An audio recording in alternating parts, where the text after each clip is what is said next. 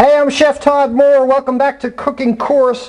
Why have I got my head in the oven today? Well, I want to talk about heat transfer. The basic idea behind cooking is the transfer of heat. Transferring heat to our food, to our protein product, is what is the indicator of your outcome. I mean, how you want your dish to come out. And basically there are two types of heat. There's convective heat and conductive heat. Now, the reason I had my head in the oven was to be silly, number one, and number two, to make a point. If I've got a 500-degree oven here, I could take my hand, stick it in the oven, wait a few minutes, pull it out, not burnt, right? But if I go over to my stove, go over to the saute, light up one of the burners, no, of course I'm not going to stick my hand directly over the burner. My hand would be burned instantly. This is a good illustration of the difference between conductive and convective heat. Convective heat is a hot box. Convective heat heats air. Air heats, rises, cools, falls, heats, rises, cools, falls, heats, rises,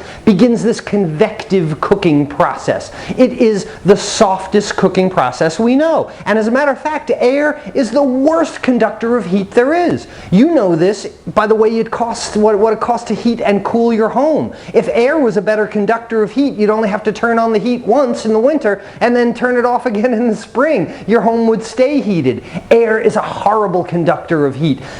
However, metal or direct source heat is a great conductor of heat. So in our oven, convective heat, air surrounds the product and cooks it entirely.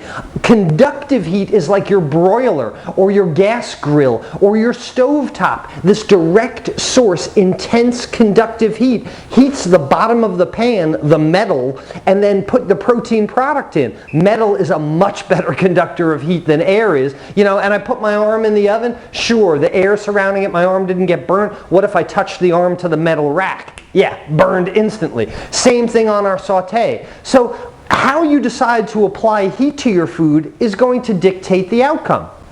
Case in point, if I put an item in the oven to roast, it will dry because of the air, and the moisture evaporates into the air and will dry the product. However, if I don't want to dry my product, I can use direct source conductive heat and add liquid to a pan and actually poach the product in liquid. Now it'll be moist and not dry using my conductive heat method. If I want to caramelize sugars, give myself a nice brown color on the top of a chicken breast, will it happen in the oven before the item is fully dried out? No, it will not caramelize. You won't get that nice brown color on a chicken breast before it dries out in the oven. But if I put it in a saute pan under direct, intense heat, it'll brown very quickly even before it cooks through entirely.